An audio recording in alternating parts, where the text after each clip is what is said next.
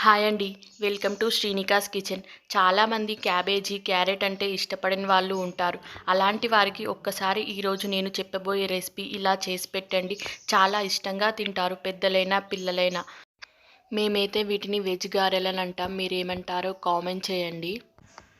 ఈ రెసిపీ కోసం ఒక చిన్న సైజు క్యాబేజీ గడ్డ, ఒక 4 మిరపకాయలు, ఒక 2 మీడియం సైజు క్యారెట్లను తీసుకొని వాటిని ఇలా సన్నగా వీడియోలో చూపిస్తున్న విధంగా తురుముకోవాలి. ఆ తర్వాత అన్నింటినీ ఇలా మంచిగా మిక్స్ చేసుకోవాలి. ఆ 4 మిరపకాయలని కూడా మంచిగా మిక్సీ చేసుకొని ఆ పేస్ట్ను కూడా ఇందులో కలుపుకోవాలి. పచ్చిమిరపకాయలు మిక్సీ పట్టేటప్పుడు లైట్గా ఉప్పు వేసుకుంటే తొందరగా అవి మెత్తబడిపోతాయి. ఆ తర్వాత ఒక వెడల్పాటి గిన్నె లేదా తట్టలో ఒక పిడికెడు నువ్వులు తీసుకోండి. ఆ తర్వాత మనం ఇందాక కలిపి పెట్టుకున్న మిశ్రమాన్ని కూడా ఇందులో వేసుకోండి.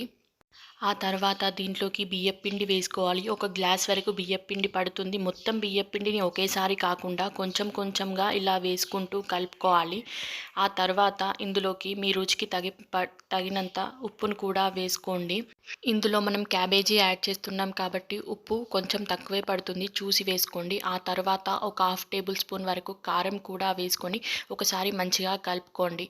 ఆ తర్వాత కొద్దిగా వాటర్ వేసుకొని పిండిని ఇలా పూరి పిండిలాగా కొంచెం మెత్తగా ఉండేటట్టు చూసుకోండి. ఒకసారి టేస్ట్ చూసుకోండి. ఉప్పు, కారం అన్నీ సరిపోయిన తర్వాత మంచిగా ఇలా ముద్దను చేసుకొని పక్కన పెట్టుకోండి.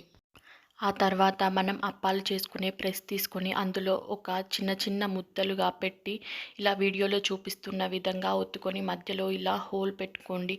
అలాగే మొత్తం పిండిని కూడా అలాగే చేసుకోవాలి.